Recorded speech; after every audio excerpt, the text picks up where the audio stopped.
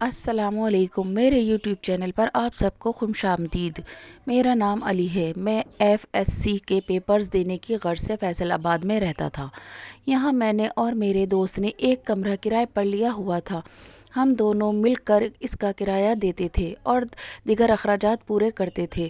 اپنے اضافی اخراجات کو پورا کرنے کے لیے کچھ لڑکوں کو ٹیوشن بھی پڑھایا کرتے تھے۔ اس سے ہم اپنا خرچ کر پاتے تھے اور گھر والوں کو ہماری وجہ سے پریشانی نہیں ہوتی تھی۔ میرا دوست بھی میری طرح مڈل کلاس کا تھا۔ مڈل کلاس لوگ نہ ادھر کے ہوتے ہیں نہ ادھر کے، بیچارے گھسی پٹی زندگی شکر سے گزارنے پہ مجبور ہوتے ہیں۔ میری دو بہنیں ہیں جن کی ذمہ داری بھی مجھ پہ تھی۔ میرے ابا ایک غریب شخص تھے لیکن مجھے پڑھا رہے تھے۔ میرے ابا کو بہت شوق تھا کہ میں ڈاکٹر بنوں اور غریبوں کا علاج کروں۔ میری ذہانت بھی ماشاء اللہ اچھی تھی۔ مجھے شوق بھی تھا علم حاصل کرنے کا، یا یہ کہہ لیں میں اپنی آنے والی نسل کو اپنی جیسی زندگی نہیں دینا چاہتا تھا۔ میرا ایک دوست تھا، اس کا نام سکندر تھا۔ وہ بھی اپنے اخراجات پورے کرنے کے لیے کچھ گھروں میں ٹیوشن پڑھانے جایا کرتا تھا۔ وہ بی ایس سی کا طالب علم تھا۔ اس کو ٹیوشن پڑھانے سے 5,000 روپے مہینے کی آمد ہو جاتی تھی، جس سے وہ مشکل سے اپنے اخراجات پورے کیا کرتا تھا۔ کچھ مہینے بعد اسے ایک نئی ٹیوشن ملی۔ یہاں اس کی ملاقات ایک لڑکی سے ہوئی۔ مشکل سے 17 سال تھی۔ وہ لڑکی میرے دوست سے بات کرنے لگی۔ میں نے منع کیا کہ وہ چھوٹی ہے، کم عمر ہے، تم تو سمجھدار بنو۔ میرے دوست نے کہا کہ ہمارے درمیان ایسا کچھ نہیں ہے، وہ صرف اپنے دکھ مجھے سناتی ہے۔ اس کی والدہ کی یہ دوسری شادی تھی۔ پہلا شوہر اس کو طلاق دے چکا تھا۔ اس شوہر سے اس کی والدہ کی کوئی اولاد نہیں تھی اور اسی بات کے طعنے اس کی ماں کو ملتے تھے۔ اس لڑکی کو بھی اس کا سوتیلا باپ اچھا نہیں سمجھتا تھا۔ وہ تو اسے پڑھانے کے حق میں بھی نہیں تھا اور کئی بار سکندر کو بھی کہہ چکا تھا پڑھانے مت آنا۔ میں جانتا تھا سکندر غریب تھا لیکن ایسا شخص نہیں تھا جو کسی کی مجبوری سے فائدہ اٹھاتا۔ وہ لڑکی سکندر سے ہر بات کرتی تھی۔ یہ صرف شیئر کرنے کی حد تک ہی محدود تھا۔ نہ میرا دوست ہی کردار کا برا تھا نہ وہ لڑکی ایسی تھی۔ میں اکثر سکندر کے پاس ہی لیٹا ہوتا تھا جب اس لڑکی کی کال آتی تھی۔ سکندر کبھی بھی میرے پاس سے اٹھ کے کہیں اور جا کے فون نہیں سنتا تھا۔ یہ اس کا بھروسہ تھا یا یہ سمجھ لیں ان باتوں میں ایسا کچھ نہیں تھا جو وہ مجھ سے چھپاتا۔ ایک دن بار بار سکندر کے فون پر کالز آ رہی تھی۔ وہ رات کو پیپرز کی تیاری کی وجہ سے دن چڑھے تک سو رہا تھا۔ میں نے اسے جگایا اور اس سے کہا میں اس کی کال اٹینڈ کر لوں۔ میں نے موبائل کی اسکرین کو دکھایا۔ یہاں زیبی نام اسکرین پر چمک رہا تھا۔ میں نے کال اٹینڈ کی۔ دوسری طرف وہ بری طرح رو رہی تھی اور بولی سکندر بھائی کب سے فون کر رہی ہوں، آپ فون کیوں نہیں اٹھا رہے؟ میں نے سکندر کو دیکھا جو ابھی تک گھوڑے گدھے بیچ کر سو رہا تھا۔ میں نے کہا میں علی بات کر رہا ہوں، سکندر سو رہا ہے، اگر کوئی کام ہے تو آپ بتا دیں، اٹھے گا تو میں بتا دوں گا۔ لیکن دوسری طرف فون بند ہو چکا تھا۔ میں حیران تھا، عجیب لڑکی تھی۔ میں دل ہی دل میں مسکرا رہا تھا لیکن ابھی تک زیبی کی آواز میرے کانوں میں گونج رہی تھی۔ میں نے پانی کا جگ سکندر پر پھینک دیا اور وہ مجھے گھور رہا تھا میری اس حرکت پر۔ میں نے کہا کہ بھائی اٹھ جا، تیری منہ بولی بہن رو رو کر برا حال کر رہی ہے، جلدی اٹھ اور پتہ کر۔ سکندر بھی اس کے رونے کا سن کر پریشان ہو گیا تھا۔ اس نے کال کی لیکن دوسری طرف سے کال اٹینڈ نہیں ہوئی۔ کچھ دنوں بعد ابا کی گاؤں سے کال آ گئی کہ گھر آؤ، تمہاری بہن کے رشتے کے لیے لوگ آئے ہیں۔ میں نے سکندر کو بتایا اور گھر کی جانب روانہ ہو گیا۔ بس اسٹینڈ پر کافی رش تھا۔ لوگ ایک دوسرے کو دھکے دے کر بس میں گھسنے کی کوشش کر رہے تھے۔ ایک تو موسم خراب تھا، دوسرا بس میں سواریاں زیادہ تھیں جبکہ جگہ کم تھی۔ میری اگر وہ بس چھوٹ جاتی تو میں کبھی بھی اس دن گھر نہ پہنچ پاتا۔ ہمارے گاؤں کا راستہ شہر سے دور ہونے کی وجہ سے اکثر شہر سے کوئی پہنچ بھی جاتا تو گاؤں پہنچنا مشکل تھا۔ آخری وین مغرب سے پہلے جاتی تھی۔ میرا مغرب تک پہنچنا ضروری تھا۔ میں جیسے بھی کر کے بس میں گھس گیا۔ بس کے اندر تل دھرنے کی جگہ نہیں تھی۔ میں سیٹ کی تلاش میں ادھر ادھر نظر دوڑانے لگا۔ دیکھا اتنے لوگوں میں ایک لڑکی بھی کھڑی تھی اور مجھے شدید غصہ آیا کہ کسی لڑکے نے اسے تو کم از کم بیٹھنے کی جگہ دے دی ہوتی۔ میں نے وہیں ایک صاحب کو کہا کہ چلو ہم تو یوں لٹکے ہوئے اچھے لگ رہے ہیں لیکن ان خاتون کو تو بیٹھنے کی جگہ دے دو۔ اس نے میری شرمندگی دلانے پہ پاس کھڑی لڑکی کو بیٹھنے کی جگہ دے دی جو بہت سہمی ہوئی تھی۔ بس چل پڑی اور راستے میں لوگ اپنی اپنی منزل پر اترتے رہے۔ میری نظر اس لڑکی پہ پڑی جو بار بار آنکھیں صاف کر رہی تھی۔ میں سمجھ گیا وہ رو رہی تھی۔ وہ لڑکی دیکھنے میں ہی بہت معصوم لگ رہی تھی۔ میں نے اس کے پاس جا کے پوچھا کہ کیا سب ٹھیک ہے، کوئی مسئلہ ہے؟ مجھے لگا جیسے وہ کہے گی کہ پیسے گھر بھول آئی ہے، لیکن اس نے جو کہا وہ سن کر میں حیران رہ گیا۔ اس نے کہا، میں گھر چھوڑ کر نکلی تھی، لیکن اب سوچ رہی ہوں میں جاؤں گی کہاں۔ اب تو مجھے واپس جانا ہے، لیکن بس تو بہت آگے آ گئی ہے۔ میں نے حیرت سے اس لڑکی کو دیکھا۔ واقعی اس وقت تقریباً 2 گھنٹے کا سفر طے ہو چکا تھا۔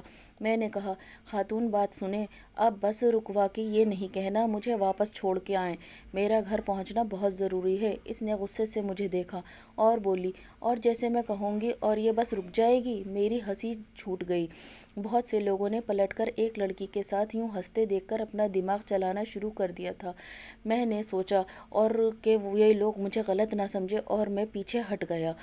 مجھے بھی سیٹ مل چکی تھی تو میری آنکھ لگ گئی۔ کچھ دیر بعد بس رکی اور کچھ پولیس کے اہلکار اندر آ گئے اور سواریوں کو غور سے دیکھنے لگے۔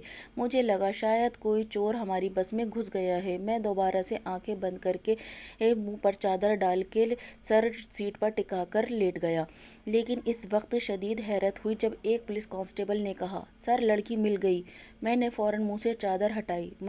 وہ وہی لڑکی تھی جو مجھ سے بات کر رہی تھی۔ یہ لڑکی اب بری طرح رو رہی تھی۔ پولیس والا اسے بار بار کہہ رہا تھا، بتاؤ کہ کس کے ساتھ بھاگی ہو، اور وہ سہمی اور ڈری صرف رو رہی تھی۔ لیکن آپ تو جانتے ہیں ہمارے پولیس ڈپارٹمنٹ کو، یہ عام شہری کو بھی منوانے پہ آئیں تو منوا کر ہی چھوڑتے ہیں کہ وہ جاسوس ہے۔ بس پھر کیا تھا؟ وہ لڑکی جو رو رو کر ہلکان تھی، پہلے کہتی رہی میں اکیلی ہوں، میں نے بھی اس کے ساتھ کسی کو نہیں دیکھا تھا، نہ وہ کسی سے بات کر رہی تھی۔ لیکن قیامت تو تب ٹوٹی جب ایک سواری نے کہا، ہم لوگوں نے اس لڑکے کو اس لڑکی سے بات کرتے ہوئے دیکھا ہے۔ میری بری قسمت نیکی گلے پڑ گئی۔ پولیس نے مجھے پکڑ لیا اور ساتھ ہی ایک تھپڑ بھی مار دیا اور کہا کہ اتنے بزدل ہو کہ پیچھے چھپ کر بیٹھے ہو۔ میں کہتا رہا میں تو اسے جانتا تک نہیں، لیکن ان لوگوں نے ہمیں تھانے لے جانے کی تیاری کی۔ یہاں پہ ایک شخص بیٹھا تھا جو لڑکی کو دیکھتے ہی اس کی طرف بڑھا اور تھپڑوں سے پیٹنا شروع کر دیا۔ تو ایک کانسٹیبل بولا، سر بچی ہے معاف کر دیں، اصل قصور تو ان کالج کے لڑکوں کا ہے جو شہر آتے ہی اس لیے ہے کہ کسی امیر لڑکی کو پھنسائیں اور پھر اپنا مستقبل بنائیں۔ میں نے غصے سے اس کانسٹیبل کو دیکھا اور کہا کہ یہ الزام ہے، میں قسم کھانے کو تیار ہوں میں اس لڑکی کو نہیں جانتا۔ لیکن تب تک تھانے دار بھی آ گیا اور بولا کہ قانون قسموں پہ نہیں ثبوتوں پہ چلتا ہے۔ ساری بس کے مسافر گواہ ہیں، تمہارے سوا اس لڑکی سے کسی کو بات کرتے نہیں دیکھا گیا۔ میں نے ساری بات بتائی، لیکن سنتا کون؟ مجھے حوالات میں دے دیا گیا اور اس لڑکی کو گھر لے گئے۔ میں نے ساری رات جیل میں گزاری۔ میں بہت پریشان تھا، میرے گھر والے میرا انتظار کر رہے تھے۔ میری بہن کا رشتے دیکھنے والے لوگ اگر جان جاتے کہ جیل میں ہوں میں تو شاید وہ مجھے بھی مجرم سمجھ کر میری بہن سے رشتہ ہی توڑ دیتے۔ اس لیے میں نے گھر فون کرنے کے بجائے سکندر کو کال کی۔ وہ منحوس بھی اس دن اپنے گھر گیا ہوا تھا۔ اس نے اگلے دن آ کر میری ضمانت کا بندوبست کیا۔ تھانے دار مجھے رہا نہیں کر رہا تھا۔ اس نے کہا کہ جب تک یہ سیٹھ صاحب سے معافی نہیں مانگے گا اور اپنا جرم قبول نہیں کرے گا کہ یہ اس لڑکی کے ساتھ بھاگا ہے، اور تب تک ہم اور اس کے سارے خاندان کے سامنے اعتراف نہیں کرے گا کہ ہاں وہ لڑکی اس کے ساتھ جا رہی تھی، تب تک یہ یہاں سے نہیں جائے گا۔ سکندر نے کہا، یہ کیا عجیب مصیبت ہے، جب یہ اس لڑکی کو جانتا ہی نہیں تو یہ سب کیوں کہے گا؟ لیکن تھانے دار نے کہا، یہی ایک راستہ ہے، نہیں تو 2-4 چوریاں اس کے کھاتے میں ڈال کر پھر سے اندر پھینک دوں گا۔ اس کیس میں تو ضمانت ہے، اس کیس میں ضمانت بھی نہیں ہونے دوں گا۔ میں اور سکندر سمجھ گئے تھے تھانے دار بھاری رقم کھا چکا تھا اور اسے ہضم کرنے کے لیے اپنی مرضی کا بیان دلوانا چاہتا تھا۔ ہمیں تو اس شہر میں کوئی جانتا بھی نہیں تھا۔ عجیب مشکل حالات تھے۔ تھانے دار ہمیں اپنی گاڑی میں بٹھا کر ایک بنگلے پر لے گیا۔ یہاں پہنچ کے سکندر نے حیرت سے میری طرف دیکھا اور بولا کہ یہ پولیس ہمیں یہاں کیوں لے آئی ہے؟ میں نے کہا، مجھے کیا پتا، میں بھی تو تمہارے ساتھ ہی ہوں۔ جب ہم لوگ اندر آئے تو وہی سیٹھ جو اس دن تھانے میں تھا سامنے صوفے پہ بیٹھا تھا اور کوئی 10 کے قریب لوگ اور بھی موجود تھے۔ میں نے حیرت اور شرمندگی سے سکندر کو دیکھا جو مجھ سے بھی زیادہ گھبرایا ہوا تھا۔ تب وہ سیٹھ بولا، ماسٹر، میں نے تو سوچا یہ تیرے ساتھ بھاگ گئی، لیکن یہ تو تیرا دوست نکلا۔ میں نے حیرت سے سکندر کو دیکھا۔ تو کیا یہ یہی گھر تھا جہاں وہ لڑکی کو پڑھانے آیا کرتا تھا؟ سکندر نے کہا سیٹھ صاحب، آپ کو کوئی بہت بڑی غلط فہمی ہو گئی ہے۔ نہ تو آپ کی بیٹی ایسی ہے اور نہ میرا دوست اتنا گر سکتا ہے۔ یہ ایک شریف لڑکا ہے۔ سیٹھ نے سب لوگوں کو اپنی طرف متوجہ کیا اور بولا، یہ لڑکا وہی ماسٹر ہے جس سے یہ بدکردار لڑکی باتیں کرتی تھی۔ باتیں کسی اور سے کرتی رہی اور بھاگ گئی کسی اور کے ساتھ۔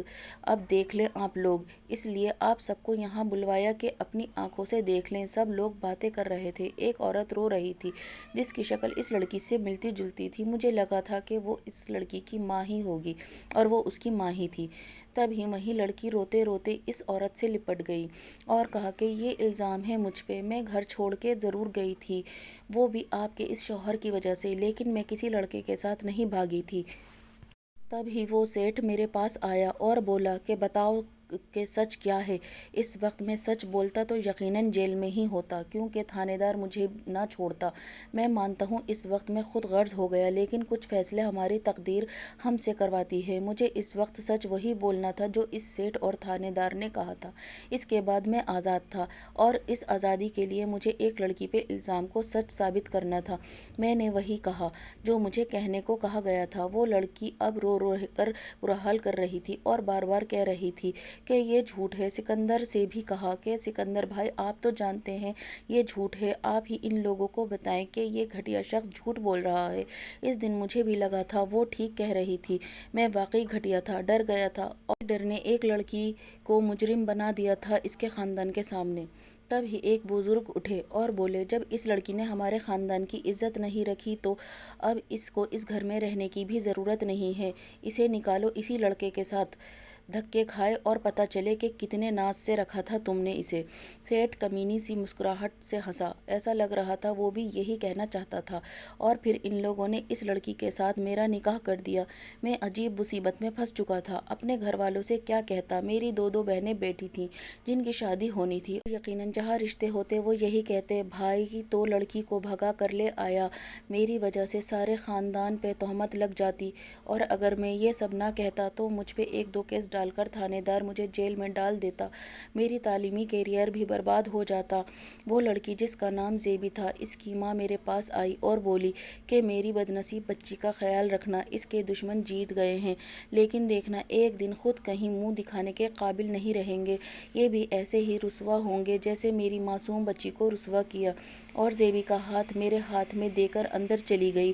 میں نے سکندر کو دیکھا جو میری ہی طرح ایک دن میں یہ سب کچھ اتنا عجیب دیکھ کر شدید حیرت میں تھا۔ میں زیبی کو ساتھ لے کے میں اپنے اسی ایک کمرے کے گھر میں آ گیا جو پچھلے 2 سال سے کرائے پہ لے رکھا تھا۔ میں نے زندگی کے لیے کیا کیا سوچا تھا اور سب کچھ ہی الٹ گیا۔ زیبی کو صرف ایک ہی کام آتا تھا، رونے کا، اور وہی وہ کر رہی تھی۔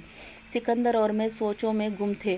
پھر سکندر اٹھا اور زیبی کے سر پہ ہاتھ رکھا اور بولا کہ پریشان مت ہو، تم میری بہن ہو اور یاد رکھنا میں تمہیں کبھی بھی تنہا نہیں چھوڑوں گا، اس لیے فکر نہیں کرو، جو ہونا تھا ہو گیا۔ میں نے غصے سے سکندر کو دیکھا، اسے جو مجھے کہنا چاہیے تھا وہ وہی باتیں اس لڑکی سے کہہ رہا تھا جس کی وجہ سے میری زندگی اجیرن ہو گئی تھی۔ سکندر نے اپنا سامان کمرے کے باہر بنے چھوٹے سے برآمدے میں رکھ کر اپنی طرف سے اس کمرے کو ہم میاں بیوی کے لیے چھوڑ دیا۔ میں نے بھی اپنی کچھ چیزیں لیں اور وہیں اس کے پاس آ گیا۔ اس نے مجھے دیکھا اور بولا کہ اب تمہیں اس رشتے کو وقت دینا چاہیے، وہ معصوم ہے، پریشان ہے، اسے اس وقت تمہارے سہارے اور پیار کی ضرورت ہے۔ میں اس پر پھٹ پڑا اور کہا کہ تم مجھے بھی انسان سمجھو، ساری تمہاری ہمدردیاں اس لڑکی کی طرف ہے، میرا بھی سوچو جو سب کچھ برباد کر کے بیٹھ گیا ہے۔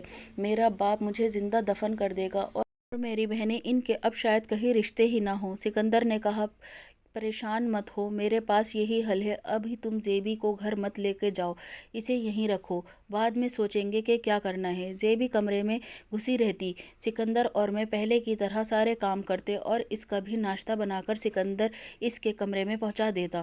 ایک دن میں نے سکندر سے کہا، اگر تمہاری بہن کی قسمت مجھ سے جیسے معصوم بندے سے پھوڑ ہی دی گئی ہے تو اسے کچھ سکھاؤ، کم از کم کھانا تو بنا ہی دیا کرے۔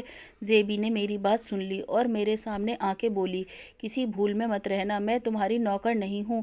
جس دن حالات ٹھیک ہوئے میں تمہیں چھوڑ دوں گی۔ مجھے نفرت ہے تم جیسے دھوکے باز اور جھوٹے شخص سے۔ اس دن میں نے اس زیبی نامی مخلوق کی زبان کے جوہر دیکھے تھے، کیا زبان چلاتی تھی وہ لڑکی۔ مجھے واقعی اپنا مستقبل اب خطرے میں لگ رہا تھا۔ میں نے سکندر کو دیکھا جو اپنی ہنسی روکنے کی ناکام کوشش کر رہا تھا۔ میں نے کہا، سکندر اب تو بچ، سالے تیری وجہ سے اس نمونے کو برداشت کرتا ہوں میں۔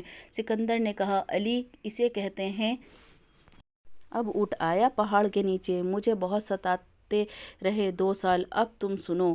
سکندر پورا بھائی بن چکا تھا اور زیبی میری دشمن۔ 2 دن بعد میں گھر پہنچا تو اماں ابا ناراض تھے۔ میری بہن نے مجھ سے بات نہیں کی، میری وجہ سے رشتے والوں کو کوئی جواب نہیں دیا گیا تھا۔ میں نے اگلے دن ابا اماں کو ساتھ لیا اور لڑکے کے گھر گئے۔ وہ لوگ بھی ہماری طرح مڈل کلاس ہی تھے۔ لڑکا اچھا تھا، جاب بھی اچھی تھی، گھر اپنا تھا، لیکن اب بات جو مجھے اچھی نہیں لگی تھی، وہ لوگ بار بار ابا سے میرے بارے میں پوچھ رہے تھے، شادی ہو گئی یا نہیں۔ اس بات کی وجہ بعد میں پتہ چلی تھی۔ ان لوگوں نے شرط رکھی تھی کہ اگر میں ان کی بیٹی سے شادی کر لوں تو وہ میری بہن سے رشتہ کریں گے۔ ابا کو لڑکا اور گھر پسند آیا تھا۔ ابا اماں مطمئن تھے اور یہی کہہ رہے تھے کہ اچھا ہے، ایک ہی گھر میں دونوں بہن بھائی کی شادی ہو جائے گی، رشتہ مضبوط ہو جائے گا۔ میں نے ابا سے کہہ دیا کہ میں ڈٹے سٹے کی شادی کے حق میں نہیں، لیکن ابا کچھ سننے کو تیار نہیں تھے۔ مجھے گاؤں میں آئے 10 دن ہو گئے تھے، لیکن کوئی مسئلہ حل ہونے میں نہیں آ رہا تھا۔ پیپرز شروع ہونے والے تھے، میں واپس آ گیا اور اپنی پڑھائی میں مصروف ہو گیا۔ زیبی کی وہی روٹین تھی، میرے جانے کے بعد کمرے سے نکلتی تھی۔ اسے میری طرف دیکھنا بھی گوارا نہیں تھا۔ اس کے پاس بھی وقت نہیں تھا کہ اس سے حساب کتاب کرتا کہ صرف تم ہی سب کچھ چھوڑ کر نہیں بیٹھی ہو، میرا بھی سب کچھ داؤ پر لگا ہے۔ سکندر کی والدہ کی طبیعت خراب تھی، وہ بھی اپنے گھر چلا گیا تھا۔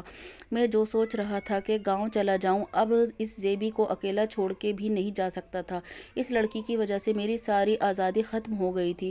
سکندر کو بس اڈے پہ چھوڑتے میں نے اس سے تاکید کی کہ جلدی آنا، لیکن سکندر میں اب زیبی کی روح گھس چکی تھی۔ اس نے قسم کھائی تھی کہ میری ہر بات کا الٹا ہی جواب دے گا۔ پیپرز کے بعد جب تک رزلٹ نہیں آ جاتا میں فری تھا۔ ایف ایس سی کا رزلٹ بھی نہیں تھا کہ آسانی سے نوکری مل جائے، نوکری ملنا تو مشکل ہی تھا۔ بہرحال کوشش جاری تھی۔ ایک دن مجھے ایک فیکٹری سے کال آئی جو کہ میرے گھر کے 1 گھنٹے کی دوری پر تھی، جہاں میں نے کچھ دن پہلے سی وی جمع کرائی تھی۔ البتہ سلام دعا کے بعد فون کرنے والے شخص نے مجھے فیکٹری آنے کا کہا۔ میں نے اگلے دن کی حامی بھر لی۔ اگلے دن صبح کے وقت میں فیکٹری پہنچ گیا، جہاں ریسیپشن پر ایک لڑکی کسی سے فون پر بات کر رہی تھی۔ میں نے انتظار کرنا مناسب سمجھا اور ریسیپشن کے سامنے صوفے پر بیٹھ گیا اور دائیں بائیں ماحول کا جائزہ لینے لگا۔ اتنے میں لڑکی نے مجھ سے اشارے سے اپنی طرف آنے کو کہا۔ میں اٹھا اور ریسیپشن کی طرف گیا۔ میں علی، کچھ دن پہلے سی وی جمع کرائی تھی، کل مجھے فیکٹری کی طرف سے کسی شخص کا فون آیا تو حاضر ہو گیا۔ اس لڑکی نے کہا، جی ہمارے ہاں سے بھی آپ کو کال کی گئی تھی، برائے مہربانی کچھ دیر انتظار کریں، صاحب ابھی نہیں آئے ہیں، کچھ دیر میں آ جائیں گے، انہوں نے ہی آپ کو انٹرویو کے لیے بلوایا ہے۔ ساتھ مجھے صوفے کی طرف اشارہ کیا۔ میں نے کہا شکریہ کہہ کر میں ایک بار پھر صوفے پر جا کر بیٹھ گیا۔ کچھ دیر بعد ریسیپشن سے اسی لڑکی کی آواز آئی، آپ کو صاحب نے اندر بلایا ہے۔ میں اٹھا کمرے کی طرف چل دیا، دروازے پر پہنچ کر ہلکی سی دستک دی، اندر سے آواز آئی، آ جائیں۔ اندر داخل ہوا تو میرے پیروں تلے سے زمین نکل گئی۔ سامنے وہی سیٹ تھا، زیبی کا سوتیلا باپ۔ میں سمجھ گیا میں غلط جگہ آ گیا ہوں اور مجھے بلوانے کی وجہ ہی یہ تھی، یہ شخص مجھے جانتا تھا۔ میں واپس پلٹا اس سے پہلے ہی سیٹھ نے مجھے اندر آنے کا کہا۔ سیٹھ میری سوچ سے زیادہ بری فطرت کا مالک تھا۔ اس نے مجھ سے کہا، میں اگر زیبی کو چھوڑ دوں تو وہ مجھے منہ مانگی قیمت دے گا۔ اس نے کہا، اس دن میں برادری کی وجہ سے خاموش کر گیا، میں تو چاہتا یہی ہوں وہ لڑکی میرے سامنے رہے۔ میں اس سے کہتا رہا میرے بھتیجے سے شادی کر لو، لیکن اس نے میری ایک نہ مانی۔ لیکن میں جانتا تھا سیٹھ یہ بھی جھوٹ ہی بول رہا تھا، وہ مجھے صرف کہانی سنا رہا تھا، اس کے پیچھے کی سچائی کوئی اور ہی تھی۔ میں نے کہا کہ جب تک وہ میری بیوی نہیں تھی آپ کی عزت تھی، آپ نے اچھالا، ساتھ مجھے بھی ذلیل کیا، اب وہ میری عزت ہے اور ہم غریب عزت اچھالتے نہیں۔ की इज्जत को भी अपनी इज्जत ही समझते हैं और सोच लें अपनी इज्जत को कैसे संभाल कर रखते होंगे। इसलिए मुझे इस ऐसी कोई तवक्को मत रखिएगा कि मैं कहकर जाने लगा। सेठ ने कहा, साफ कहो, अपनी कीमत बढ़ाना चाहते हो? इस दुनिया में सब कुछ बिकता है, इज्जत भी। तुमने देखा नहीं, जिसके पास पैसा हो इसकी इज्जत है। तुम इस वक्त जज्बाती हो रहे हो, सोच कर बताना तुम्हारी कीमत क्या है। मैंने पीछे मुड़ के इस मकरूआ चेहरे वाले शख्स को देखा जिसने ज़ेबी की ज़िंदगी भी बिल्कुल ऐसे ही अजीरन रखी होगी। मैंने कहा कि मैं जज्बाती नहीं हूँ। हम जैसे लोग ज़िंदगी से बहुत जल्दी सीख जाते हैं कि हम बहुत मुश्किल से पैसा कमाते हैं तो पैसे की कद्र का भी पता है, लेकिन पैसा इंसान की कीमत हो सकता है और ना ही किसी इंसान को ख़रीदा जा सकता है। घर आया तो एक क़यामत आ चुकी थी। अब्बा घर पे आ गए थे। इस बार छुट्टियों में घर नहीं गया तो उन्हें फ़िक्र थी, लेकिन अजीब बात ये थी कि बताए बगैर ही पहुंच गए थे और वो दिन था ही बुरा। मेरे बाप ने कहा, इन्हें शर्मिंदगी है कि ऐसे बेटे के बाप हैं। ज़ेबी खड़ी सारा तमाशा देख रही थी और यकीनन खुश थी। मैं अब्बा के पाँव पड़ गया। इन्हें कहा, सब कुछ ऐसे हुआ, मैं मजबूर था। लेकिन अब्बा ने कहा कि वो मेरी सूरत भी नहीं देखना चाहते और वहाँ से चले गए। मैं अजीब मुश्किल में फंस चुका था। सिकंदर को जल्दी वापस आने का कहा। वो अगले दिन ही आ गया। मैं गांव पहुंच गया, लेकिन मेरी माँ और बहनों का रो रो कर बुरा हाल था। अब्बा मेरी शक्ल देखने के रवादार नहीं थे। अब्बा ने मुझे थप्पड़ मारा और घर से निकल जाने का कहा। मैं जानता था इस दिन में निकल जाता तो अब्बा दोबारा मुझे कभी भी घर में घुसने न देते। मुझे अपने वालिदैन से मोहब्बत थी और बहनों में मेरी जान थी। मैं कैसे इन्हें छोड़ देता? फिर मैं इकलौता बेटा था, मेरे सिवा कौन था इनका? अब्बा ने शर्त रखी थी कि मैं अगर दूसरी शादी इनकी मर्जी से वहीं कर लूं जहां वो कह रहे हैं तो वो मुझे माफ़ कर सकते हैं। इस वक्त मुझे कुछ समझ नहीं आ रही थी। इसी तरह मेरी बहन का घर तो बस जाता, लेकिन मैं दो दो राहों पे कैसे चलता, ये बहुत मुश्किल था। फिर ज़ेबी का क्या होता? अब तो मैं सेठ की फितरत से भी अच्छी तरह वाकिफ़ था। ज़ेबी का मेरे अलावा अब था ही कौन? मैंने माँ से बात की, उन्हें समझाया। वो तो मेरी माँ हैं, जानती हैं मुझे, मेरी तरबियत उसने ही की है। क्या वो नहीं जानती कि उनका बेटा कोई ऐसा काम नहीं कर सकता? माँ ने कहा, तुम शादी कर लो और ज़ेबी को शहर में ही रख लो। ना इसे बताना और ना यहाँ पे किसी को कुछ बताने की ज़रूरत है। लेकिन ये कब तक होता? मैंने बहुत समझाया, लेकिन कोई मेरी बात सुनने को तैयार नहीं था। आखिर मेरी बहन का रिश्ता वहीं कर दिया गया और वो लोग मुझे भी इस रिश्ते में बांध गए। मैं एक बार फिर मजबूर था। इस दिन मुझे इस शख्स पर गुस्सा आया जिसने पहली बार ये कहा होगा कि मर्द मजबूर नहीं होता। मेरे पास कोई रास्ता नहीं था निकलने का। इस रात मुझे इस लड़की का मैसेज आया जिसे से मेरी मंगनी हुई थी। मैं हैरान था। मैंने सोचा भी नहीं था वो लड़की इतनी बोल्ड होगी।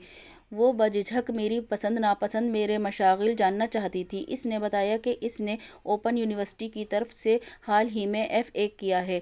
इसे पढ़ने का बहुत शौक़ है और क्या मैं इसे आगे पढ़ने दूंगा? मैं हैरान था। पिछले 6 माह में ज़ेबी ने कभी इस तरह बेतकल्लुफ़ी से बात नहीं की थी। हम एक घर में रहते थे, लेकिन इसने कभी मुझसे बेतकल्लुफ़ होने की कोशिश नहीं की थी। अब वो लड़की न वक्त देखती न ये देखती, अगर कॉल नहीं ले रहा तो वजह कोई होगी। अगर मैं कॉल न लेता तो घर के नंबर पर अम्मा से कहती कि अली मेरा फ़ोन नहीं उठा रहा। मेरी माँ सादा औरत थी। वो कहती कि ये लड़की तुझे टक्कर की मिली है, तुझे तो ऐसे ही काबू में आना था। अब मैं तंग आ चुका था। शहर आया तो ज़ेबी को बुखार था। सिकंदर यूनिवर्सिटी जा रहा था। इसने फर्स्ट डिवीज़न में इम्तिहान पास किया था। मैं सिर्फ पास ही हो सका था। मेरे झमेलों का मेरी तालीम पे भी असर हो रहा था। मैंने यूनिवर्सिटी जाना शुरू किया, साथ साथ पार्ट टाइम जॉब कर रहा था। इन्हीं दिनों ज़ेबी की तबीयत ख़राब रहती थी। वो अपना ख्याल नहीं रखती थी, जिसकी वजह से पहले से बहुत कमज़ोर हो गई थी। एक दिन मैं इसे अच्छे डॉक्टर के पास ले जाने का कहा, लेकिन ज़ेबी ज़िद्दी बहुत थी। मैंने सिकंदर से कहा वो इसे लेके जाए। वापसी पे सिकंदर ने बताया कि ज़ेबी को TB है। मैं बहुत परेशान हो गया था। ये सब कुछ मेरी वजह से था। मुझे इसका ख्याल रखना चाहिए था। मैं इससे गाफिल रहा और वो ऐसी थी कि कभी खुद से मुझे अपनी किसी ज़रूरत का भी नहीं कहा था। अब मैं इसे बाकायदगी से खुद दवा खिलाता और वो हंगामा करती। कभी कहती कि बच्ची नहीं हूँ, मैं खुद खा लूँगी, लेकिन मैं जानता था वो इतनी अच्छी नहीं थी कि खुद अपना ख्याल रख सकती। मैं अब इतना बदल चुका था। मैं जो समझता था कि किसी की फ़िक्र, ख़ास तौर पे किसी लड़की की फ़िक्र मुझे नहीं हो सकती, अब ये हाल था। मैं ज़ेबी के लिए इतना हसास हो चुका था। सुबह जाते हुए इसे नाश्ता करवाना और दवा खिलाना, वापसी पे इसे खुद खाना खिला के दवाई खिलाना मेरी रूटीन बन चुकी थी। सिकंदर हंसता था कि तुम तो एक बच्चा भी अच्छा संभाल सकते हो। मुझे बच्चे वाकई बहुत अच्छे लगते हैं, लेकिन कभी इस बारे में मैंने नहीं सोचा था। हम मियाँ बीवी दरिया के 2 किनारे رہے تھے۔ زیبی کا خیال رکھ کے مجھے اب اچھا لگتا تھا۔ اس کی ہر ضرورت کا خیال رکھنا، اسے نئے رنگوں میں دیکھنا کب محبت میں بدلا پتہ ہی نہیں چلا۔ میں جو سمجھتا تھا میری زندگی کو اجیرن کرنے والی زیبی ہے، اب لگتا تھا میری تو زندگی ہی میری بیوی ہے۔ وہ چاہے جن حالات میں بھی زندگی میں شامل ہوئی تھی، لیکن اب اس کے بغیر میں نامکمل تھا۔ لیکن دوسری شادی کا جھنجٹ میرے لیے بہت مشکل تھا۔ اگر نہ کرتا تو بہن کا رشتہ بھی ختم ہو جاتا۔ ایک دن میں نہا رہا تھا جب میرے نمبر پر میری منگیتر کی کال آئی۔ عام طور پر زیبی میرا فون نہیں لیتی تھی۔ اس دن پتہ نہیں کیسے اس نے میری کال اٹینڈ کر لی، یا یقیناً اس لڑکی کا نام دیکھ کر وہی عورتوں والی شکی فطرت کے ہاتھوں مجبور ہو کر یہ کیا ہوگا۔ لیکن میرے لیے برا ہوا تھا۔ میں جو سوچ رہا تھا، اب زیبی سے اظہار محبت کروں گا، اسے بتاؤں گا میں اب سکون سے اس کے ساتھ گھر بسانا چاہتا ہوں۔ سب کچھ برباد ہو گیا۔ میں باہر نکلا تو اس نے مجھے دیکھا اور بولی، گاؤں سے آپ کی منگیتر کا فون تھا، اور اندر چلی گئی۔ میں حیران تھا، وہ تو نہ یہ بولی کہ مجھ سے لڑتی یا سوال کرتی، وہ تو خاموش ہو چکی تھی۔ میں سمجھ گیا تھا اس سے اس بات کا بھی کوئی فرق نہیں پڑتا۔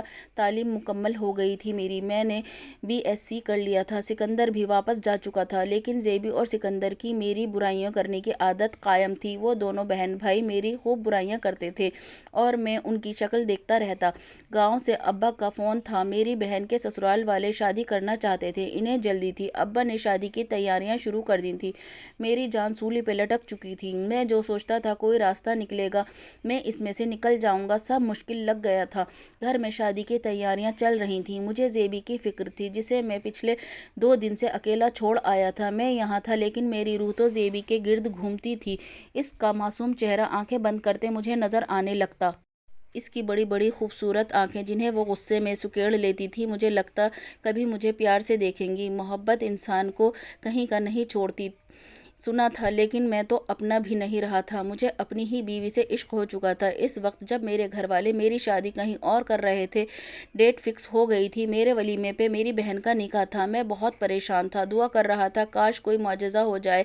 سکندر بھی پہنچ گیا تھا، اس کی والدہ اور بہنیں بھائی بھی آئے تھے۔ سکندر نے کہا کہ اگر تم کہو تو زیبی کو بھی لے آؤں۔ میں کہوں گا میری کزن ہے، میں اپنی ہی شادی پہ اپنی پہلی بیوی کو کیسے سامنا کرتا۔ میں نے اس کو منع کر دیا۔ اس رات مہندی تھی جب مجھے زیبی کا فون آیا کہ مجھے بخار ہے۔ میں نے گھر پہنچے ایک مہمان کی گاڑی لی اور شہر پہنچا۔ زیبی کو واقعی بہت بخار تھا۔ اگلے دن بارات تھی، گھر سے 4 بار مجھے فون آ رہے تھے۔ میں زیبی کو ایسے تنہا چھوڑ نہیں سکتا تھا۔ میں نے اللہ کا نام لیا اور زیبی کی ضروری چیزیں خود ہی بیگ میں رکھیں اور گاؤں آ گیا۔ گاؤں سے کچھ دور آ کے میں نے سکندر سے کہا وہ باہر آئے اور زیبی کو لے جائے۔ ہم لوگوں نے سب کو یہی بتایا کہ زیبی سکندر کی بہن ہے۔ میری والدہ اور بہنیں جانتی تھیں۔ میری چھوٹی بہن نے کہا، بھائی اتنی پیاری بھابھی ہماری اور ہم سے دور رکھا آپ نے، لیکن اسے کیسے سمجھاتا کہ اس پیاری سی لڑکی سے تو میں بھی دور ہوں، یہ تو میری قسمت میں بھی نہیں ہے۔ شاید شادی کے دن وہ ہوا جس کی میں دعا کرتا تھا۔ میری منگیتر نے خود ہی شادی سے انکار کر دیا، وہ کسی اور لڑکے کے ساتھ شادی کر چکی تھی۔ گھر والوں نے اسے گھر سے نکال دیا، ابا نے رشتہ توڑ دیا۔ سکندر کی والدہ نے سب کچھ دیکھا تو مجھ سے کہا، مجھے تمہاری بہن بہت اچھی لگتی ہے، میں اسے سکندر کے لیے مانگنا چاہتی ہوں۔ میرے لیے اس سے اچھی اور کیا بات ہو سکتی تھی۔ اس طرح سکندر سالے سے میرا بہنوئی بھی بن گیا۔ میں نے ایک میڈیکل اسٹور کھول لیا۔ فی الحال نوکری مل نہیں رہی تھی تو یہی بہتر لگا۔ زیبی سے میرے تعلقات اب بہتر تھے، وہ اچھی لڑکی تھی۔ سارے گھر والے یہاں تک کہ میرے والد بھی زیبی کو اپنی بیٹی کی سے زیادہ سمجھنے لگے تھے۔ اس کی بھی اب زیادہ ابا سے بننے لگی تھی، ان کے ساتھ ساتھ رہتی تھی جب تک وہ گھر پہ رہتے۔ اماں نے اسے لاڈ کر کے اور بگاڑ دیا۔ انہوں دنوں میری والدہ کی طبیعت خراب ہو گئی، ہم لوگ بہت پریشان تھے۔ ماں کے بغیر زندگی کیسی ہو سکتی ہے، یہ سوچ کے ہی خوف آتا تھا، لیکن پھر قسمت نے جدائی لکھ دی۔ میری ماں ہمیشہ کے لیے ہمیں چھوڑ کر اس دنیا سے چلی گئیں۔ وہ دن میری زندگی کے مشکل ترین دن تھے، سارا گھر ماں کے بغیر ویران تھا۔ زیبی نے میرے علاوہ سب کو دلاسا دیا تھا، شاید وہ سمجھتی تھی میں مرد ہوں، مجھے کسی سہارے کی ضرورت نہیں تھی۔ میڈیکل اسٹور پر ہر ہفتے ایک لڑکی آتی اور مجھ سے حمل ضائع کرنے کی دوا لے جاتی۔ ایک دن میں دکان پر اکیلا تھا، میں نے اس سے پوچھا کہ میں تمہیں چھپ کر یہ دوا دیتا ہوں، یہ غیر قانونی ہے، تم ہر ہفتے اس دوا کا کیا کرتی ہو؟ لیکن میری بات سنتے ہی وہ رونے لگی اور دکان سے بھاگ گئی۔ مجھے لگا وہ پیاری سی لڑکی کسی مصیبت میں ہے، جبھی میں نے اس کا پیچھا کیا، لیکن میں رک کر رہ گیا جب میں نے دیکھا کہ وہ تو میرے ہی گھر کے اندر جا رہی تھی۔ میں حیرت سے اندر گیا، لیکن مجھ پر قیامت ٹوٹ پڑی جب صحن میں زیبی کو وہ دوائی کھاتے ہوئے دیکھا جو وہ مجھے دیکھتے ہی چھپانے کی کوشش کر رہی تھی، وہ بچی مجھے دیکھتے ہی بھاگ گئی۔ لیکن میں سمجھ چکا تھا زیبی بچہ نہیں چاہتی تھی، اسے شاید میرے ساتھ رشتہ رکھنا نہیں تھا۔ میں نے اسے پوچھا تو اس نے روتے ہوئے کہا، میں نہیں چاہتی کل تم مجھے طلاق دو اور ہمارا بچہ میری طرح دربدر ہو جائے۔ مجھے سمجھ آ گئی تھی وہ یہ سب کیوں سوچ رہی تھی۔ میں نے گھر اس کے نام کر دیا اور کہا، اب تم مجھے نکال سکتی ہو لیکن یہ مت سوچنا میں تمہیں خود سے دور کر دوں گا، جو چاہے لکھوا لو، لیکن یقین کر لو ایسا وقت نہیں آئے گا۔ اب ہماری شادی کو 10 سال ہو گئے ہیں، ہمارے 2 بچے ہیں جن میں میری زیبی کی جان ہے۔ اولاد تو میاں بیوی کے رشتے کو مضبوط کرتی ہے، گھر توڑتے تو میاں بیوی خود ہیں۔ مرد اگر عزت اور بھروسہ دے تو عورت کبھی بھی غلط قدم نہیں اٹھاتی۔ شکریہ۔